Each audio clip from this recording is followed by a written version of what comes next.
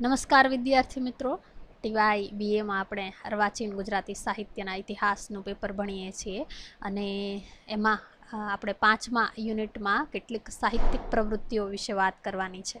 તો આજે આપણે એવી એક મહત્ત્વની સાહિત્યિક પ્રવૃત્તિઓ વિશે વાત કરીશું જેને ગુજરાતી સાહિત્યને ઘડવામાં અને એના વિકાસમાં એક મહત્ત્વની ભૂમિકા ભજવી છે, મહત્ત્વનું યોગદાન આપ્યું છે. એવી પ્રવૃત્તિ છે ગુજરાતી સામાયિક પ્રવૃત્તિ.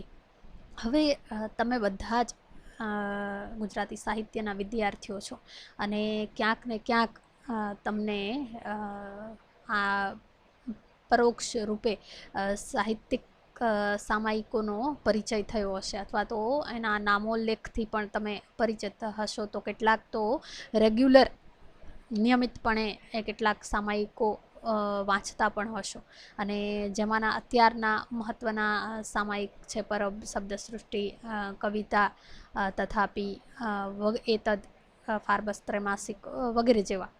પણ આપણે અહીં જે વાત કરવાની છે એ પહેલાંથી શરૂઆત કરવાની છે જ્યાંથી ગુજરાતીમાં સામાયિક પ્રવૃત્તિનો આરંભ થયો અને ત્યાંથી માંડી અને એના પછી જે સામાયિકો શરૂ થયા અને એને પોતાનું યોગદાન આપ્યું ભાષાના વિકાસમાં, સાહિત્યના વિકાસમાં, એની વાત કરી અને પછી આપણે અત્યારના સામાયિકો પર આપણી વાત જે છે એ લઈ આવશું. એટલે આપણે છેક આરંભથી ગુજરાતી સામાયિક પ્રવૃત્તિની વાત કરવાની છે. તો હું એક પછી એક જે સામાયિક છે એની વાત કરતી જઈશ અને એની જે વિશેષતાઓ છે, એનું જે પ્રદાન છે એની વાત આપણે મુખ્ય રૂપે કરીશું. કારણ કે જો આપણે બહુ ઊંડાણપૂર્વક ચર્ચા કરવા જઈશું તો પછી આ મુદ્દો જે છે ખૂબ લાંબો થઈ જશે અને એમાં કેટલાક સામાયિકો જે છે એ છૂટી પણ જશે. એટલે અહીં કેટલાક મહત્ત્વના જે સામાયિકો છે એની આપણે વાત કરીશું. હવે તમને બધાને ખબર છે કે પત્રકારત્વ જે છે એના ભાગરૂપે સામાયિક પ્રવૃત્તિ જે છે એ આરંભાતી હોય છે અને જે તે સમયમાં આ સામાયિકે પોતાના વિચારો દ્વારા, પોતાના લખાણો દ્વારા એ સમયના સમાજને ઘડવામાં, એ સમયની ભાષાને ઘડવામાં, એ સમયના સાહિત્યના વિકાસમાં એક મહત્ત્વની ભૂમિકા અદા કરી હોય છે. એટલે એ દૃષ્ટિએ આ સામાયિક જે છે એને એક યુગને ઘડવાનું પણ મહત્ત્વનું કાર્ય કર્યું છે. અને બીજું કે આ દરેક સામાયિક જે છે એ સ્વતંત્ર રીતે પ્રકાશિત થતા સર્જનાત્મક તથા વિવેચનાત્મક જે ગ્રંથો દ્વારા કોઈ પણ ભાષાના સાહિત્યનો વિકાસ, વિસ્તાર અને તેના બદલાતા રહેતા પ્રવાહોને આપણે પામી શકતા હોઈએ છીએ. એ જ રીતે અખબારથી માંડી અને સમયના જુદા જુદા અંતરે જે સામાયિકો પ્રકાશિત થતા હોય છે એનાથી પણ આ રીતે ભાષાના સાહિત્યનો વિકાસ જે છે એ તપાસી શકાય છે. એને એ સામાયિકોમાં આમ જુઓ તો એ સાહિત્યનો વિકાસ પડેલો હોય છે અથવા તો કેટલુંક જે સાહિત્ય છે એ કેટલીક વાર ગ્રંથસ્થ પણ કૃતિરૂપે નથી થતું પરંતુ એ સામાયિકમાં જ સચવાયેલું હોય છે એવું પણ બનતું હોય છે. એટલે એ રીતે આ સામાયિકોએ સાહિત્યના વિકાસમાં એક મહત્ત્વની ભૂમિકા ભજવી હોય છે. સામાયિકો અખબારોએ જેમ પ્રજાની વાંચન ભૂખ સંતોષવામાં સાહિત્ય રુચિને તક બનાવવામાં મહત્ત્વનો ભાગ ભજવ્યો છે, એ રીતે પ્રજાના વૈચારિક અને સાંસ્કૃતિક ઘડતરમાં પણ એક મહત્ત્વનું યોગદાન આપ્યું છે. એટલે આ રીતે મુદ્રણ યંત્રથી જેમ કહીએ ને કે એક પ્રજાના સાંસ્કૃતિક વિકાસમાં આ અખબારી પ્રવૃત્તિઓએ અને સામાયિક પ્રવૃત્તિઓએ એક મહત્ત્વનું યોગદાન આપ્યું છે. હવે આપણે સીધા જ આપણા જે સામાયિકો છે પ્રથમથી માંડીને અત્યાર સુધીના એની આપણે વાત કરીશું. તો આપણું પ્રથમ સામાયિક જે છે એ છે બુદ્ધિપ્રકાશ. હવે તમને બધાને ખબર છે દલપતરામ જે છે આપણા અર્વાચીન કાળના પ્રથમ સર્જક અને એમના મિત્ર જે છે કેનલોક ફાર્બસ, એના દ્વારા આ સામાયિકનો આરંભ થયો અને પછી દલપતરામ જે છે એ આ સામાયિકનું સુકાન સંભાળે છે અને ત્યારથી માંડી અને આ એક એવું સામાયિક છે કે આરંભથી માંડીને આજ પર્યંત આ સામાયિક જે છે હજી એ ચાલુ છે. વચ્ચે કેટલાય સામાયિકો ઉદય પામ્યા અને અમુક સર્જકોનું અવસાન થતાં અથવા તો બીજા કોઈ કારણોસર કેટલાય સામાયિકો અસ્ત પામ્યા એવું પણ બન્યું છે. પણ બુદ્ધિપ્રકાશ એવું સામાયિક છે કે એ આજ પર્યંત એ ચાલુ છે. હવે 1846માં અમદાવાદ ખાતે નિમણૂક પામેલા અંગ્રેજ ન્યાયાધીશ એલેક્ઝાન્ડર કિનલોક ફોર્બસ અને સાહિત્ય અને ઇતિહાસમાં જીવંત રસ હોવાને કારણે ગુજરાત વર્નાક્યુલર સોસાયટીની સ્થાપના થઈ અને ગુજરાતની પરંપરાઓ અને સંસ્કૃતિઓને રક્ષવા માટે થઈને આ જો સહૃદય અધિકારીએ પોતાના તરફથી બનતા બધા જ પ્રયત્નો કર્યા અને એના ફળરૂપે બુદ્ધિનો પ્રકર્ષ અનુભવવા મથી રહેલા ઉત્સાહી ગુજરાતીઓએ બુદ્ધિનો તર્કશક્તિનો અને વૈજ્ઞાનિક મનોદશાનો તેમજ જીવનની બૌદ્ધિક આલોચનાઓને જાણે કે સંપ્રદાય રચવો હોય તેમ 1854માં શરૂ થયેલા સામાયિકનું નામ આપ્યું બુદ્ધિપ્રકાશ. જો એટલે આપણું પહેલું જે સામાયિક જે છે એ અંગ્રેજો દ્વારા શરૂ થયું અને આ બધા જ જે ગુજરાતીઓ આપણા જે બૌદ્ધિકો હતા એમણે એને નામ આપ્યું બુદ્ધિપ્રકાશ. અને એ સમયે બુદ્ધિપ્રકાશ જે છે એ પાક્ષિક સ્વરૂપે શરૂ થયું હતું અને માત્ર 16 પાનામાં પ્રસિદ્ધ વ્યક્તિઓના જીવન ચરિત્રો, ઇતિહાસ, વાર્તાઓ, રસાયણશાસ્ત્ર, વેપાર, કોયડાઓ અને ચર્ચાપત્રોમાં એમની સામગ્રી જે છે એ આ રીતે વહેંચાયેલી અને સમાયેલી જોવા મળે છે. ત્યારબાદ આ રીતે પાક્ષિક સ્વરૂપે 1.5 વર્ષ ચાલ્યું અને પછી ધીમે ધીમે જ્યારે આ નબળું પડવા લાગ્યું અને કેટલીક વાર વગવણીનો વિષય પણ બન્યું ત્યારે બુદ્ધિપ્રકાશનું સુકાન જે છે એ દલપતરામને સોંપવામાં આવે છે અને લગભગ 1855માં દલપતરામે બુદ્ધિપ્રકાશનું સુકાન સંભાળ્યું અને ફરી એકવાર બુદ્ધિપ્રકાશને ધમધમતું કરવાનું શ્રેય દલપતરામને ફાળે જાય છે. અને દલપતરામે ગુજરાતમાં થઈ રહેલી સાહિત્યિક પ્રવૃત્તિઓની વિગતો પ્રસિદ્ધ કરવામાં, કવિતા અને નિબંધ સ્વરૂપને પ્રકાશિત કરવામાં ઉત્સાહ આ સમયે દાખવ્યો. જે રીતે દાંડીઓ, સત્ય પ્રકાશ કે ગુજરાત શાળાપત્રની કોઈ ખાસ વિશિષ્ટ પ્રકારની નીતિ હતી તેવી કોઈ નીતિ બુદ્ધિપ્રકાશના પ્રકાશન પાછળ આમ જુઓ તો નથી. અને આ રીતે બુદ્ધિપ્રકાશ જે છે એક જનરલ જેમાં બધી જ પ્રકારની સામગ્રી જે છે એ સમાવેશ થઈ શકે એ પ્રકારનું સામાયિક હતું. અને એક મહત્ત્વની વાત જે પહેલાં પણ આપણે નોંધ કરી કે બુદ્ધિપ્રકાશ એવું સામાયિક જે છે કે જે આજ પર્યંત ચાલુ છે. હવે બુદ્ધિપ્રકાશની સાથે નર્મદ દ્વારા શરૂ થયેલું બીજું મહત્ત્વનું જે સામાયિક છે એ છે દાંડિયો. અને દાંડિયો આપણે નર્મદ અને જ્યારે આપણે ભણતા હતા ત્યારે આપણે દાંડિયા વિશે વાત કરી અને એક મહત્ત્વની એક ચોક્કસ પ્રકારની એક અપેક્ષા અથવા તો ચોક્કસ પ્રકારનો હેતુ જે છે એ દાંડિયો ની શરૂઆતમાં મહત્ત્વનું યોગદાન આપે છે. એટલે નર્મદ જે છે એ યુનિવર્સિટીનું શિક્ષણ પામેલો યુવક છે અને જેમ વિદેશમાં અમુક સ્પેક્ટેટર ને વગેરે જેવા સામાયિકો ચાલતા હતા અને એનું જે પ્રકારનું કાર્ય હતું એ પ્રકારનું કાર્ય નર્મદ જે છે દાંડિયો દ્વારા કરવા ઈચ્છતો હતો. અને એટલા માટે દાંડિયો શરૂ કરવા પાછળ ની નર્મદની જે એક અનિવાર્યતા હતી એ સમાજ સુધારાની હતી. અને એટલા માટે વિશ્વનાથ ભટ્ટ જે છે એ દાંડિયોને જાગૃતિનો પ્રહરી ગણાવે છે. ઇંગ્લેન્ડમાં 18મી સદીમાં જે અનેક સામાયિકો પ્રકાશમાં આવ્યા તેમાં એક સ્ટીલનું ટેટલર અને એડિસનનું સ્પેક્ટેટર બે ખૂબ મહત્ત્વના નોંધનીય સામાયિકો છે. અને સ્ટીલના નીતિવાદી માનસે ઇંગ્લેન્ડના પ્રજાજીવનમાં વ્યાપેલી જે બદીઓ હતી, જે અંધશ્રદ્ધાઓ હતી, એ જે છડેચોક ચાલતા જુગારો જેવા અપલક્ષણો હતા, તેના તરફ નિબંધ સ્વરૂપમાં સબળ કલમ ચલાવી હતી. અને સ્પેક્ટેટરે પણ પ્રજાને સાચે માર્ગે વાળવા અને સદ્ગુણોના વિકાસમાં એક મહત્વની ભૂમિકા અદા કરી હતી. અને એ પ્રકારનું કાર્ય નર્મદ જે છે એ દાંડીઓ દ્વારા કરવા ઈચ્છતો હતો, અને પરિણામે એને દાંડીઓની શરૂઆત કરી.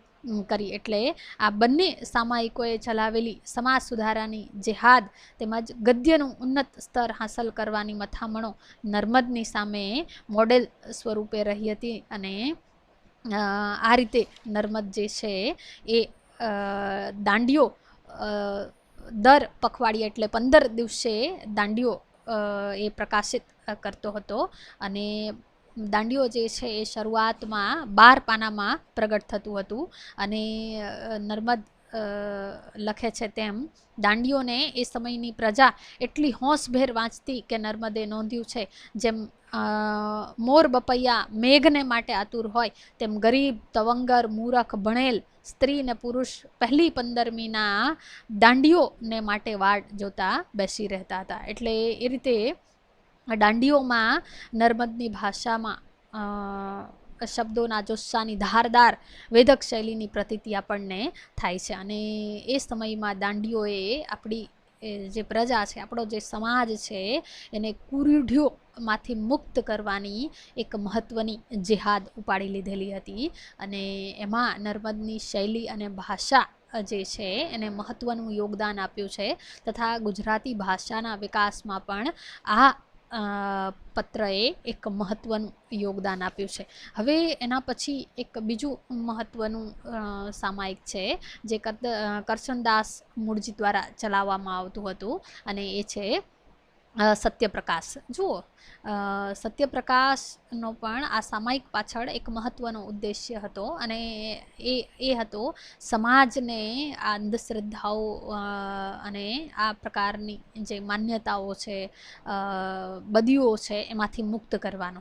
અને એ રીતે ધર્મ ભક્તિના અંચળા હેઠળ દોરાતી પ્રજાને તત્કાલીન ધર્મ અને ગુજરાત તથા અન્ય પ્રદેશોની ઘડાતી જતી સંસ્કૃતિનો પરિચય કરાવવા કરશનદાસ મૂળજીએ સત્યપ્રકાશ નામનું સામાયિક 1855માં શરૂ કર્યું. જ્યારે દંભી સાધુઓએ સમાજને બાનમાં લઈ ભક્તિ સ્ત્રોતના બહાને પોતાના અંગત સ્વાર્થને પોષવાની વ્યભિચાર લીલાઓની વૃત્તિઓને ફેલાવી હતી, ત્યારે સત્યપ્રકાશે ધર્મને નામે ચાલતા પાખંડને દૂર કરવા તેમજ સંસાર સુધારા તરફ પોતાની દ્રષ્ટિ આ સમયમાં ઠેરવી હતી. એટલે જો આ રીતે કરશનદાસ મૂળજીએ સત્યપ્રકાશ દ્વારા ધર્મને નામે જે પાખંડ ચાલી રહ્યો હતો, ભૂત પ્રેત વિશેની લોકોની જે માન્યતા હતી, એને દૂર કરવાનો મહત્વનો પ્રયાસ આ સામાયિક દ્વારા કર્યો છે. અને ઘણીવાર તો કરશનદાસ મૂળજી છે આવા ભુવાઓની સામે એ જેને કહીએ ને કે એને પોતે પણ ઘણા બધા વિરોધ વહોરી લીધા છે, અને ઘણીવાર એને સહન કરવાનું પણ થયું છે. એટલે આ રીતે સુધારાના અંગરૂપ ધર્મ કે સંપ્રદાય અંગેની પ્રવૃત્તિ સંકુચિત ભાવનાઓ અને જે સ્થાપિત હિતો જે અધિષ્ઠાતા મહારાજાઓની નફટાઈ અને એમના વ્યભિચારને ખુલ્લા પાડવાનું તેમજ ધાર્મિક બાબતોના સત્યને પ્રકાશમાં લાવવાનો સત્યપ્રકાશનો એક મહત્વનો ઉદ્દેશ્ય હતો. અને એ રીતે આ સમયમાં સત્યપ્રકાશે એક મહત્વની ભૂમિકા અદા કરી છે પોતાના જે વિવેચનાત્મક લખાણો અને વિચારો દ્વારા. હવે એના પછી જે મહત્વનું પત્ર છે અથવા તો સામાયિક છે એ છે ગુજરાત શાળાપત્ર. આપણે નવલરામ જ્યારે ભણતા હતા ત્યારે આપણે જોયું હતું કે નવલરામ દ્વારા જ્યારે ગુજરાત શાળાપત્ર નું સંપાદન હાથમાં લેવામાં આવે છે, ત્યારથી ગુજરાતી વિવેચન પ્રવૃત્તિને એક વેગ મળ્યો છે. અને બીજું કે વિવેચક તરીકેના જે ગુણો છે નવલરામના, એને વિકસાવવામાં પણ આ શાળાપત્રએ એક મહત્વની ભૂમિકા અદા કરી છે. એટલે સામાયિકો જે છે એ માત્ર એ સમય નો જે સમાજ છે એને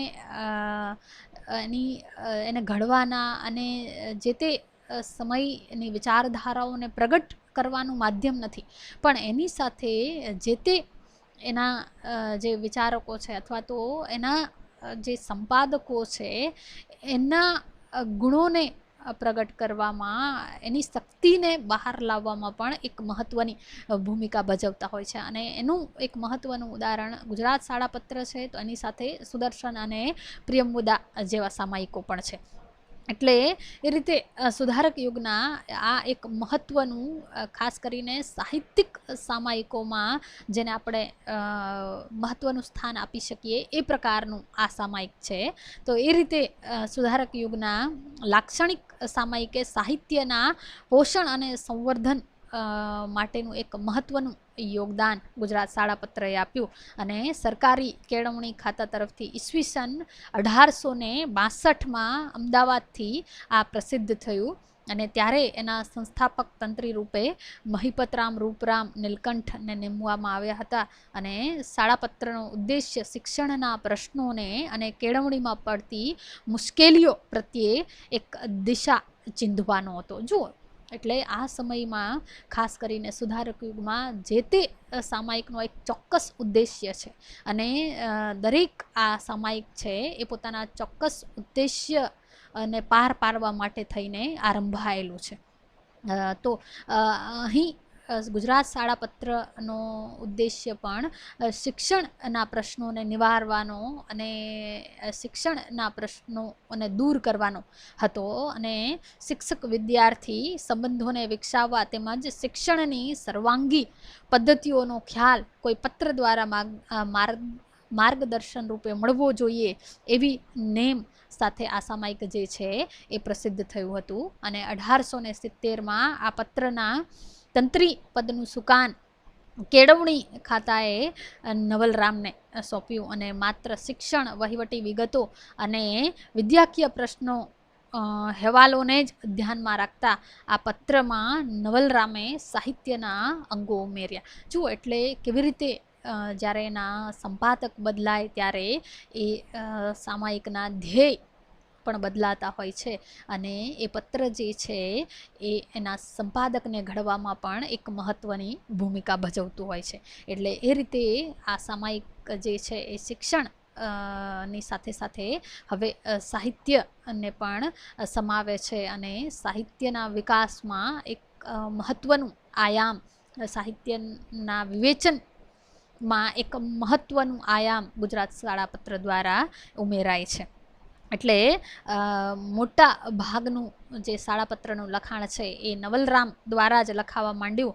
અને તંત્રી ફરજ રૂપે લખાયેલા સમાજ, શિક્ષણ અને સાહિત્ય વિશેના નિબંધો નવલરામે નિબંધકાર તરીકે સ્થાપવામાં એક મહત્ત્વનો ભાગ ભજવે છે. અને એમના મોટા ભાગના નિબંધો જે છે એ વિવેચનાત્મક છે. અને તેમાં એમની શાસ્ત્રીયતા, એમની મર્મગ્રાહિતા, સહૃદયતા અને નિરક્ષીર વિવેક વૃત્તિનો આપણને પરિચય થાય છે.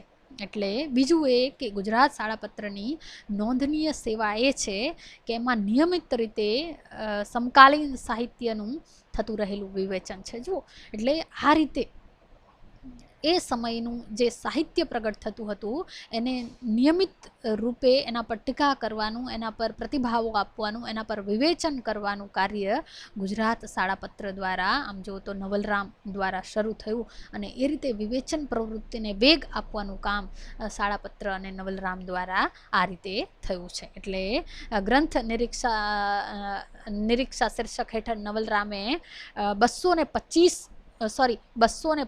જેટલા પુસ્તકોની સમર્થ વિવેચના આ શાળાપત્રમાં કરી હતી. અને જેમાંની મહત્ત્વની સમીક્ષાઓ નવલરામની છે. કરણ ઘેલો, કાંતા, સરસ્વતીચંદ્ર ભાગેક વગેરે જેવી આ સમયમાં પ્રગટ થયેલી એમની મહત્ત્વની સાહિત્યિક વિવેચનાઓ છે. હવે ગુજરાત શાળાપત્ર બાદ પ્રિયમવદા અને સુદર્શન મહત્ત્વના સામાયિકો છે જેને સાહિત્યના વિકાસમાં અને જેને કહીએ કે ભાષાના ઘડતરમાં એક મહત્ત્વનું યોગદાન આપ્યું છે. અને સાક્ષર યુગમાં મણિલાલ દ્વિવેદીએ સાહિત્યિક પત્રકારત્વની પ્રવૃત્તિ દ્વારા આ સમયમાં એક અગ્રણી તરીકેની મહત્ત્વની ભૂમિકા અદા કરી હતી. અને 1884માં ગુજરાતીમાં મણિલાલની નારી પ્રતિષ્ઠા લેખમાળા પ્રસિદ્ધ થઈ હતી. અને એ રીતે એમને સ્ત્રી કેળવણી વિશે એમને ઘણું બધું લેખન અને નિબંધો સ્વરૂપે ખાસ કરીને એમની પાસેથી લેખન પ્રાપ્ત થાય છે. અને પ્રિયમવદા પણ આમ જુઓ તો મણિલાલ દ્વારા શરૂ થયેલું અને સ્ત્રી કેળવણી અને સમાજના કેટલાક મહત્ત્વના પ્રશ્નોને આલેખતું અથવા તો એ પ્રશ્નોની છણાવટ કરતું એક મહત્ત્વનું સામાયિક છે. પ્રિયમવદામાં ઘર, શ્રદ્ધા, વાંચન, સુધારો, જ્ઞાન, ધર્મ જેવા વિષયો આર્યકુળની બાળાને ઉદ્દેશીને લખાતા હતા. આ ઉપરાંત કાવ્યો, બાળ ઉછેર અને શરીર વિદ્યા ઉપરના લખાણો પ્રિયમવદાના મહત્ત્વના વિષયો બને છે.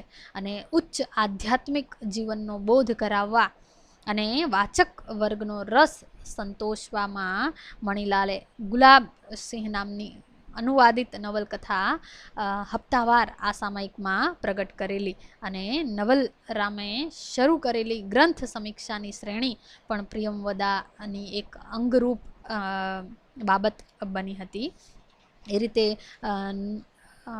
પ્રિયમવદા અને સુદર્શન બંને સામાયિકો એ ગદ્યકાર અથવા તો નિબંધકાર મણિલાલને ઘડવામાં પણ મહત્ત્વની ભૂમિકા ભજવે છે. તો સુદર્શન સામાયિક જે છે એ પણ ચોક્કસ ઉદ્દેશ્ય સાથે શરૂ થયું હતું અને પાશ્ચાત્ય સંસ્કૃતિ અને સાહિત્યનો પરિચય ગુજરાતી પ્રજાને થાય એ એનો મુખ્ય ઉદ્દેશ્ય રહ્યો છે. તો પાશ્ચાત્ય સંસ્કૃતિના ધસમસતા વિચારોને રોકવા માટે સુધારાની નિર્બળતા અને શુષ્કતા અને સ્વચ્છંદતા સામે અને ઉપરછલ્લી વિદ્વતાથી કંટાળેલા સમાજ સમક્ષ પ્રાચીન ધર્મ ભંડાળના જેને સિદ્ધાંત રહસ્યો છે કે જે એ વખતની બુદ્ધિ અને હૃદયની આકાંક્ષાઓને તૃપ્ત કરી શકે એ માટે આમ જુઓ તો સુદર્શન સામાયિક જે છે મણિલાલે શરૂ કર્યું હતું. અને તમને બધાને ખબર છે કે ભદ્રંભદ્ર જેવી નવલકથા જે છે એ નરસિંહરાવ અને મણિલાલના વિરોધમાં લખાયેલી હતી. એટલે આ રીતે આર્ય સંસ્કારોને પ્રગટ કરવાનું અને હિન્દુ પ્રજા સમક્ષ આપણા જે પુરાણો છે, આપણા ધર્મગ્રંથો છે એના વિચારોને, એના સિદ્ધાંતોના રહસ્યોને ખોલવાનું કાર્ય આ સામાયિક દ્વારા થયું છે. અને એ રીતે મણિલાલે આ સામાયિક દ્વારા એ રીતે એક મહત્ત્વનો પરિશ્રમ કર્યો છે. હવે સુદર્શન અને પ્રિયમવદા બંનેમાં ધર્મ, સમાજ, રાજકારણ, સંસ્કૃતિ અને સાહિત્ય એમ અનેકવિધ વિષયો પર મણિલાલે નિબંધો લખ્યા છે. અને નિબંધકાર તરીકે મણિલાલના વિકાસમાં આ રીતે આ બંને સામાયિકનો એક મહત્ત્વનો સિંહફાળો રહ્યો છે.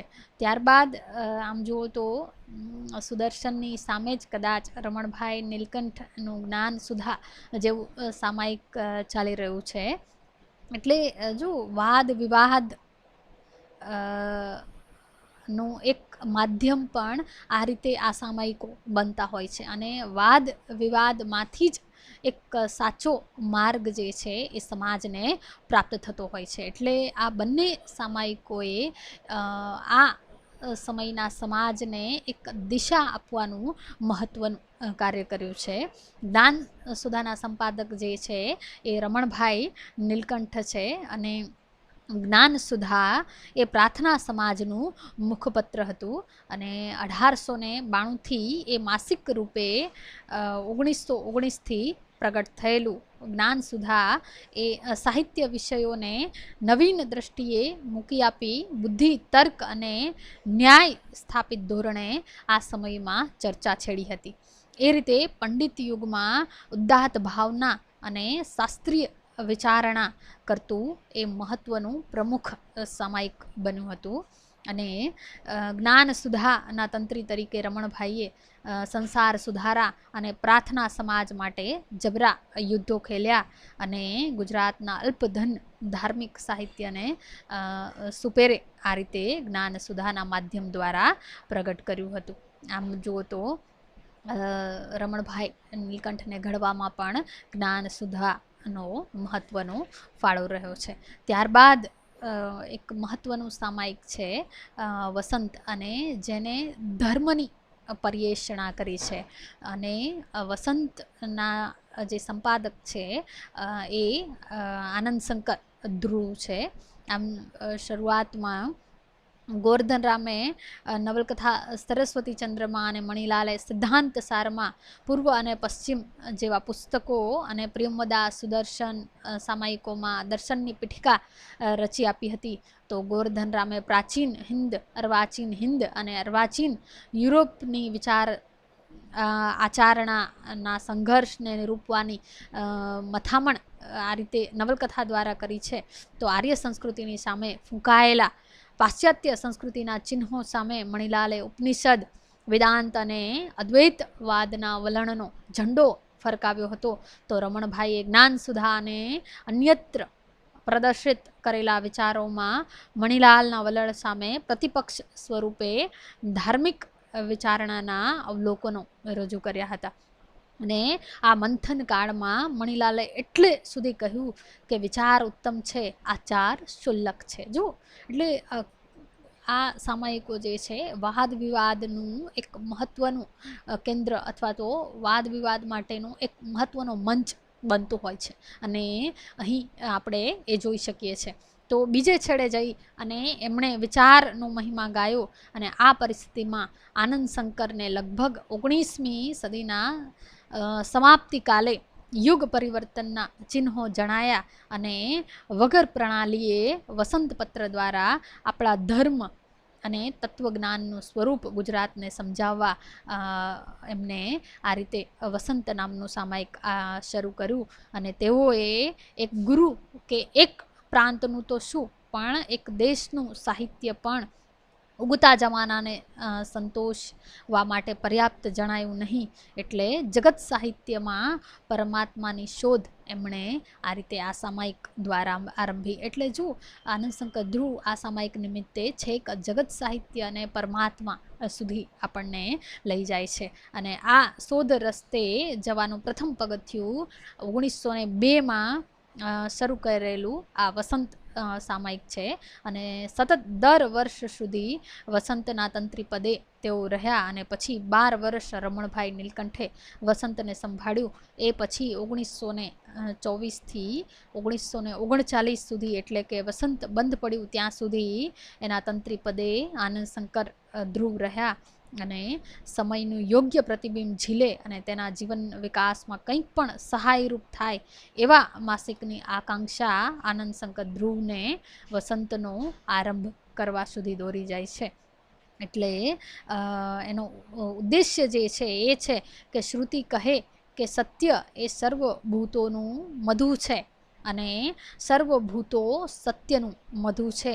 એ મધુને પોષવું, પ્રગટાવવું, રેલાવવું એ વસંતની પરમ ઉદ્દેશ્ય ભાવના છે. એ ભાવનાનો લક્ષ્યાંક એ મધુનું એક પુષ્પમાં એક બિંદુ પણ સંતોષકારક રીતે ઉપજાવી શકાય તો એ વસંતનો જન્મ જે છે એ સાર્થક ગણાશે. અને એ રીતે આ સમયમાં જે ધર્મમાં ઊંડું જે મંથન પ્રગટ થયું એનું નિમિત્ત આ રીતે વસંત સામાયિક બને છે. ત્યારબાદ ઘણા બધા સામાયિકો આપણે ત્યાં શરૂ થયા અને અસ્ત પામ્યા, જેમાં એક મહત્ત્વનું સામાયિક જે છે એ ગુજરાત, અને ગુજરાત આમ જુઓ તો એ મુનશીની જે ગુજરાતની અસ્મિતા છે, એની જે ગુજરાત પ્રત્યેની જે ભાવના છે એને પ્રગટ કરતું એ મહત્ત્વનું સામાયિક છે. અને મુનશી એ આ સામાયિક જે છે એ આ રીતે ગુજરાતનું જે વાસ્તવિક સ્વરૂપ છે અથવા તો ગુજરાતની જે ગૌરવપૂર્ણ ગુજરાતનો જે ઇતિહાસ છે એને પ્રગટ કરવા માટે થઈ અને એને આ સામાયિકની શરૂઆત કરી હતી. આમ ગુજરાતી પત્રકારત્વના ઇતિહાસમાં ગુજરાતનું પ્રકાશન એક સીમા ચિહ્નરૂપ ઘટના છે અને ગુજરાતનો આરંભ જે છે એ મુનશીના તંત્રી પદ હેઠળ એનો આરંભ થયો હતો અને એનો મુખ્ય ઉદ્દેશ્ય જે છે એ ગુજરાતની અસ્મિતા છે, એની સંસ્કારિતતા છે એને પ્રગટ કરવાનો રહ્યો છે. અને એ રીતે મુનશીની એક પ્રબળ ભાવના રહી હતી ગુજરાતી સંસ્કારિતાને, એના જે ગૌરવપૂર્ણ વારસાને પ્રગટ કરવાની.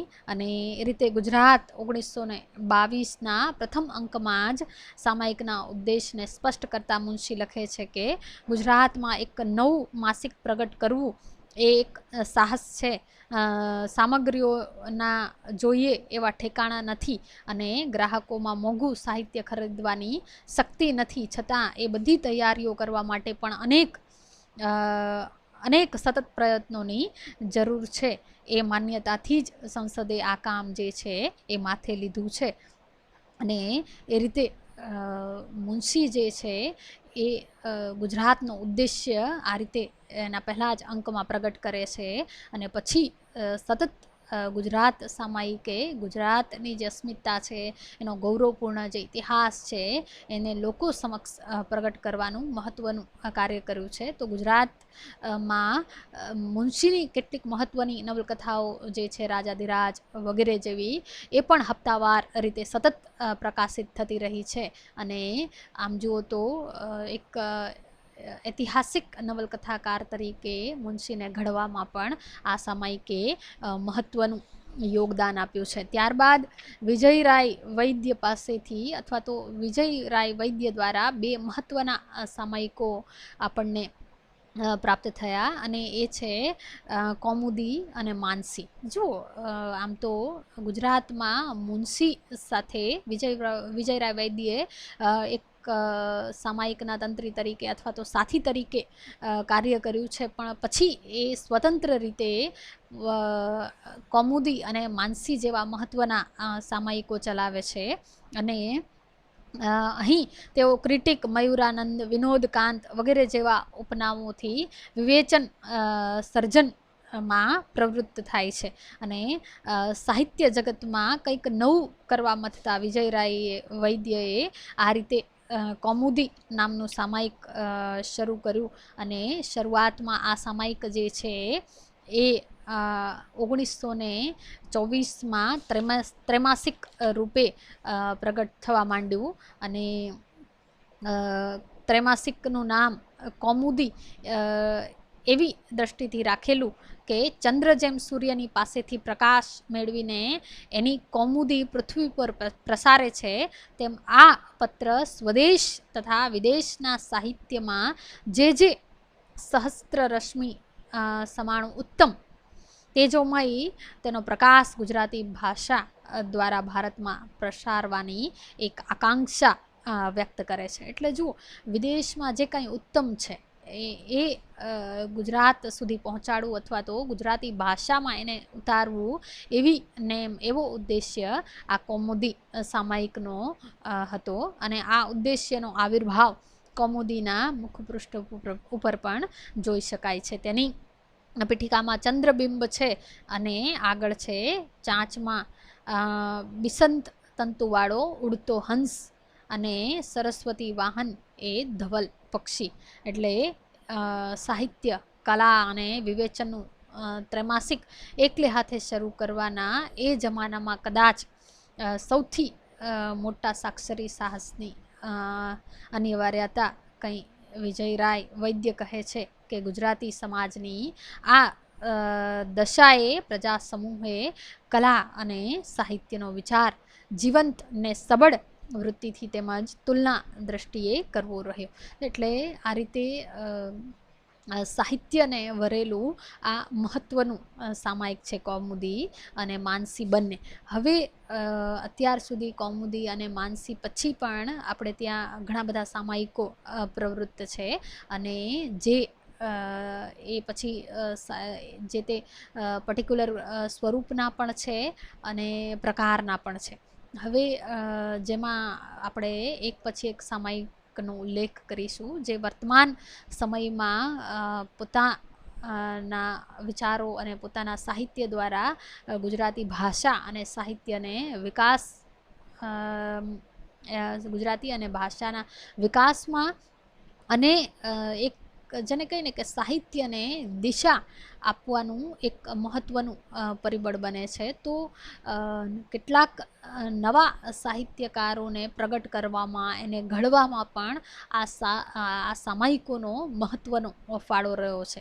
જેમાં કવિતા, ગઝલ જેવા મહત્ત્વના જે કાવ્યોને પ્રગટ કરતા ચોક્કસ પ્રકાર લક્ષી સામાયિકો પણ છે કે જેમને નવોદિત જે કવિઓ છે એને ચોક્કસ એક મંચ પૂરો પાડવાનું, એક પ્લેટફોર્મ પૂરું પાડવાનું મહત્ત્વનું કાર્ય કર્યું છે. એટલે સુરેશ દલાલ દ્વારા ચાલતું કવિતા એ મહત્ત્વનું સામાયિક છે, અને એ સમયમાં કવિતા જે સામાયિક છે એને ગુજરાતી કવિઓને ખાસ કરીને નવોદિતોને પ્રગટ કરવામાં અને જે સાહિત્યના બદલાતા વલણો છે એને ઝીલવામાં, એને સંકોરવામાં એક મહત્ત્વની ભૂમિકા અદા કરી છે.